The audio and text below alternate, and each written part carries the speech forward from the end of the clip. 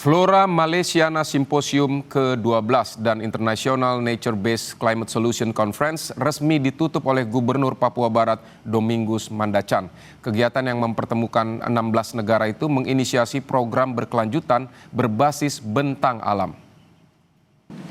Menyanyikan lagu kebangsaan yang menyimpan karbon dunia. Event internasional berbasis alam yang diselenggarakan di Manokwari, Papua Barat selama 4 hari memberikan catatan kritis untuk pengambilan kebijakan oleh pemerintah.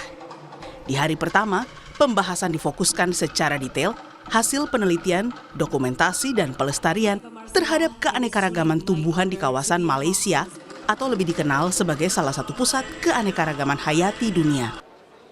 Sementara International Nature-Based Climate Solution Conference difokuskan membahas solusi penanganan perubahan iklim dengan memanfaatkan alam secara berkelanjutan berdasarkan hasil riset dari para ilmuwan. Pada akhir kegiatan, para peserta membangun komunikasi dua arah dalam rangka mengakomodir berbagai isu lingkungan dan keanekaragaman hayati yang pada akhirnya akan menjadi rekomendasi kepada pemerintah untuk mendukung program pembangunan berkelanjutan. Gubernur Papua Barat mengatakan pemerintah berkomitmen menjamin bahwa hutan yang ada memberikan manfaat iklim bagi dunia, sehingga perlu dijaga dan melibatkan masyarakat adat dan semua pihak secara bijak. Kita punya hutan, kita punya hutan tanah Papua. Kita memberikan manfaat iklim bagi dunia. Dengan demikian kita juga harus bisa mendapatkan manfaat itu.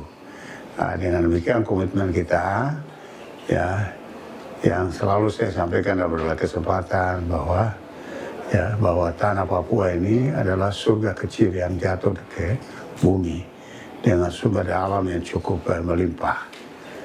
Tapi di satu sisi belum dimanfaatkan secara maksimal untuk memberdayakan, tapi juga melibatkan berbagai pihak, misalnya dari pemerintah, masyarakat adat, tapi juga pihak lembaga-lembaga keagamaan ini perlu dilibatkan, sehingga kita bertanggung jawab semacam kita jaga itu.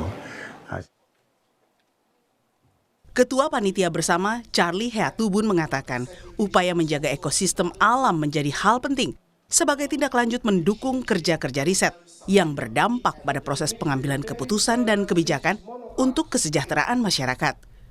Selain membangun kerjasama, harus diikuti dengan penguatan kapasitas sumber daya manusia yang mumpuni. Menurutnya, pemerintah harus memperkuat infrastruktur riset seperti herbarium yang dimiliki oleh Universitas Papua dan juga mendirikan stasiun riset pada beberapa daerah yang mewakili ekosistem di tanah Papua. Perkuat kerjasama begitu, kesepakatan kerjasama, tapi juga yang terpenting peningkatan kapasitas tadi sumber daya manusia, tapi juga infrastruktur riset. Ya, misalnya kita punya herbarium di Unipa yang memang perlu kita tingkatkan kapasitasnya. Kita juga misalnya ingin untuk mendirikan beberapa stasiun-stasiun riset di lapangan di beberapa tempat yang mewakili ekosistem yang ada di tanah Papua. Nah, itu yang memang harus kita tindak lanjuti.